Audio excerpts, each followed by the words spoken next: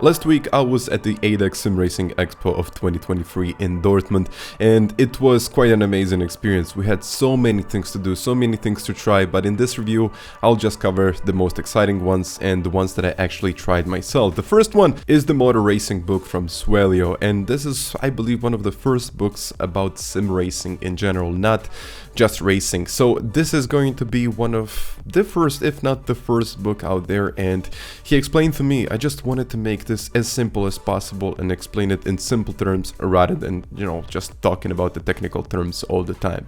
We had a nice chat, he also signed my book, and then it was time to visit Asetek Sim Sport booth.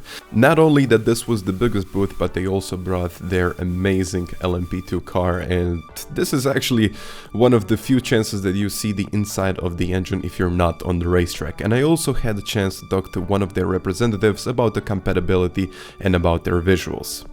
For example, here we have the yellow light, flag light, on both the devices and also on the pedals, and the checkered flag, and of course it will be so for all the different flags from the game. Yeah. And then we have different input to help you improve your driving, like for example ABS, ESP and traction control, which can pop up, and you have the car right, and if you turn it, it's still coming from the right. And then we have car left, and of course also depending on which way your wheel is turning.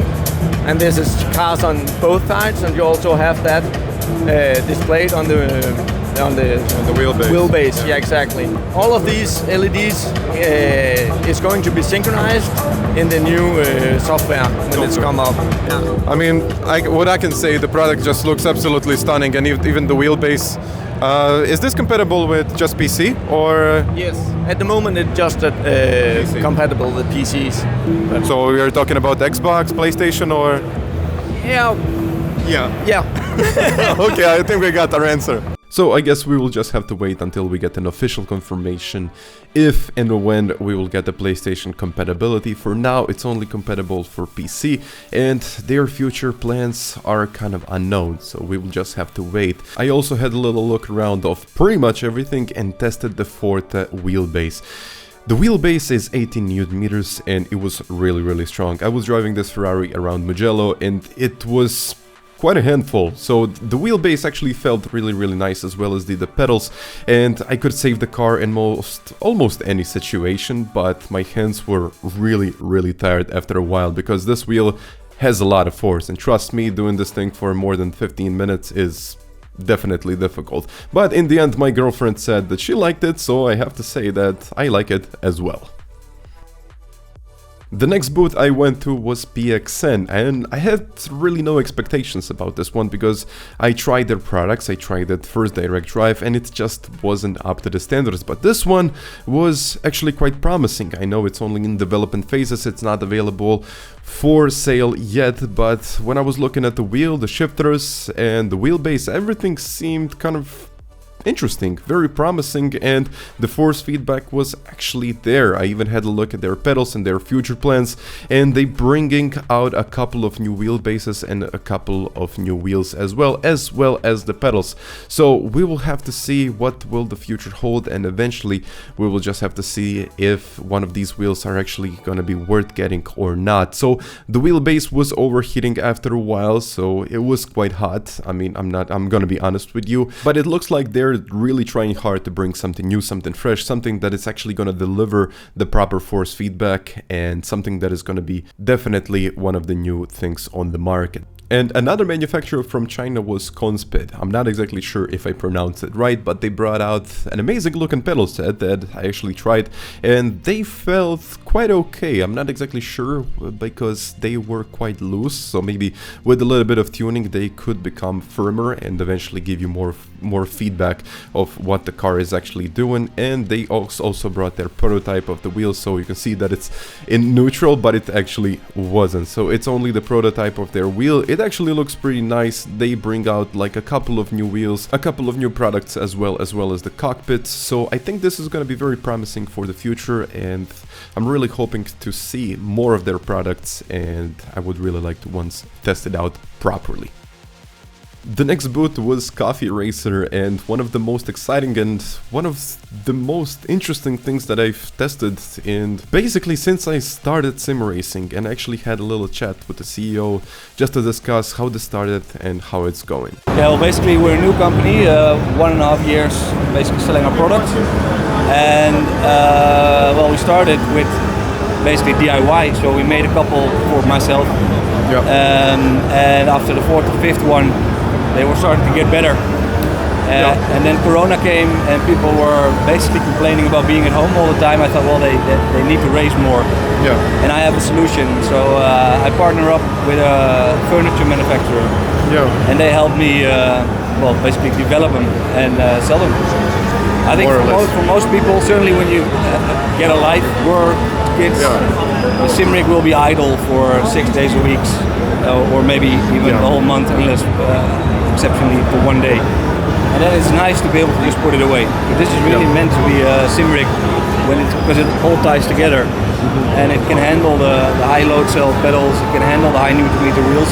Yeah, because you're using housing felt, they're like 90 kilos, I guess, so you can put a lot of force to it, it's not going to move anywhere. It can be like Sunday drive if you're fun, and so I'm not that fast anymore. I won't do a demo. I think it's more about fun rather than anything else. Because I think for most people that are here, they are, well, fanatics, right? They probably already have a rig, but I want those people to try it so they can experience how stiff it is, and then they can tell their friends who don't have a rig, who maybe want to enter the market. So this is a real solution. It's not a toy, it's not a gimmick. This is an actual starting point. It's good space-wise, so you can just put it to a side. It's not going to bother you. You're going to take it once a week, and I can hear it as well. I think that's the audio. Yeah. I mean, thank you very much.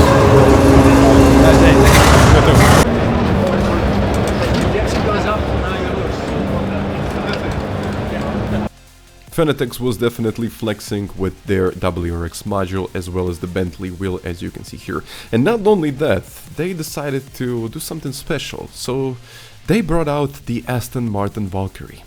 So a 3.5 million euro car, which was displayed on the EXPO, as well as the GTDD Pro, which they showed up in just an amazing way. So you can eventually see all of the components of the GTDD Pro as well as the more recent wheels, and something that they will probably bring out very soon. The hub that I tested was also on the display, as well as a couple of wheels with the WRX module, which should be out very soon. But the star of the show was the Club Sport DD, where I actually had the chance to talk to the developer. So you're watching the car relatively to the track, am I braking out, am I sliding on the steering, whatever. And we also have the feeling that with this base you purely drive on sense and on feeling. You don't have to be as focused with your eyes anymore, so it's more through the hands. You feel if the car is loose or not.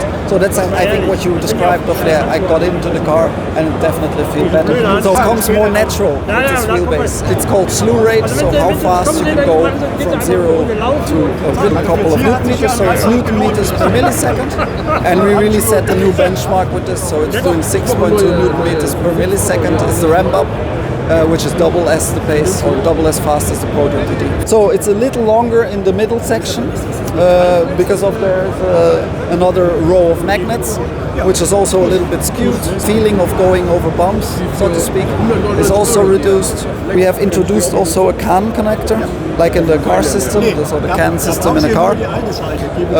This is this connector. So at the moment we don't have any peripherals yet on the market, but in the future we will always provide a CAN connection to our new peripherals, and they will be connected only via one port. How long did it take you to develop something like this? So we took our time on this one. In total we took 4 years. Everybody noticed that this was missing in our portfolio, but like I mentioned in the beginning, our CSW 2.5 was the benchmark, and we really wanted to bring something similar to the market. But something new and fresh. New and fresh, learn from our old mistakes in the DD sections or our experiences. So yeah, we really brought everything together here. Yeah, I mean, I tried it, and I think you did a pretty good job. Thank you. Yeah. Yeah, we are all very happy. Yeah, I mean, I think the customers will be as well. So I hope so. I think so, but I also I hope so. Yeah. see, but, I mean, what can I tell you? Thank you very much for this. You're welcome. You're welcome. And yes, from my perspective, the wheel felt absolutely amazing, and I really hope that I will be able to test out the PlayStation version very soon. Another very interesting booth was Sabelt, and they decided to enter the sim racing market, but they are usually manufacturing high-performance racing seats. Each version definitely depends on the pricing, and it going from SP to the X, which is the most expensive version. So the rig itself is usually about 800, it really depends on which model you take, and the seat is going from around 450 to about 600. Once again, it really depends on what accessories do you get, and you know, it can really boost up the price if you decide to buy every single one of the accessories. So this is the P version, going from 900 and all the way up to 1200. Sabelt SRP1, one of the most comfortable seats that I've tried, is going for 500 euros. And the X version, which I really don't know the price out, and it's not on the market yet, and I really hope that it's going to be on the market soon, because it's just an outstanding product, but I think it's going to be in the range of about 2,000 euros and more. It really depends on what accessories do you get with it, but the base model is usually about 1,000 euros or a little bit more. I actually had my chance to test it out, and it was actually looking pretty good. They brought out a couple of their wheels as well, and you know, it does not move. It's so rigid, it's perfectly built, and I think they will definitely make mark in sim racing market over the long run, because they just started doing this and it already looks like an amazing, well polished product that has a very, very promising future. Another booth that I also think has a very promising future is Simboostr. So what is Simboostr? It's basically an AI coaching module that basically shows you what to do and what not to do. It logs up all of your data, and it extracts the most important information out of it. And then when you're done with your laps, it essentially tells you what are you doing wrong and what you should improve. It uses telemetry, but it can also show a couple of other things as well. So for now, I tested it on F1, and I was around 1.6 seconds off from the best time after a couple of laps, and in the end I was actually able to improve. So not only that the AI was telling me when to brake, what to do, and what was the mistakes that I was actually doing, it actually shows you pictures of where exactly you should brake, how to position the car, how to accelerate, and all of those things. So basically I think this model, it's usually going for 5 euros per month. It's gonna give a lot of potential, because it definitely reduces the time that it requires to eventually get better. So not only that it shows the sectors, but it shows any specific corner, so you can do whatever you want. It just shows throttle, braking, it shows when you should brake, how much you should brake, and essentially it gives you a little bit of a tip on what exactly you should be doing to eventually get better. As I said in the beginning of the video, I definitely wanted to test out every single manufacturer, but I just couldn't. So GetCloserRacing is something that I've seen around, and they have quite of a price tag, 1,500 euros for a pedal set. I've seen that pedals are going for even more at the Expo, but I think the star of their show is their motion sim, or specifically their motion sim build rigs. These are quite expensive as well. I had a look at the price, I think it was 1,500 euros as well for the rig, but everything else is sold separately. I tried it on, I mean, it wasn't fully adjustable when I was sitting in the rig, so I couldn't adjust my hands, and eventually that was pretty much it from the experience that I had. P1 brought out once again an amazing stand. The wheels that they use look incredible, and the functionality, the graphics, the visuals, the LEDs, everything is absolutely stunning, but once again it also comes with a price tag. They also brought out their new P1 pedals, 200 kilo load cells, It's incredible. They actually look incredible. From what I've heard, they feel incredible. But unfortunately, I couldn't test them out myself, just to give you a first-hand information about that as well. So I had a look at a couple of wheels as well. I mean, these wheels absolutely look incredible. Of course, with quite of a price tag, but I was quite amazed with the shifters of these wheels. I mean, what can I tell you guys? I hope you really enjoyed in this video, and please go make sure that you check out Sim Racing HQ on YouTube as well as their podcast on Spotify. So I really hope that once again you enjoyed in this video, and if you got any questions, please let me know down in the comments, and also let me know what do you think about these wheels and Sim Racing Expo in general. So guys, thank you very much once again, and I'll catch you next time. Bye.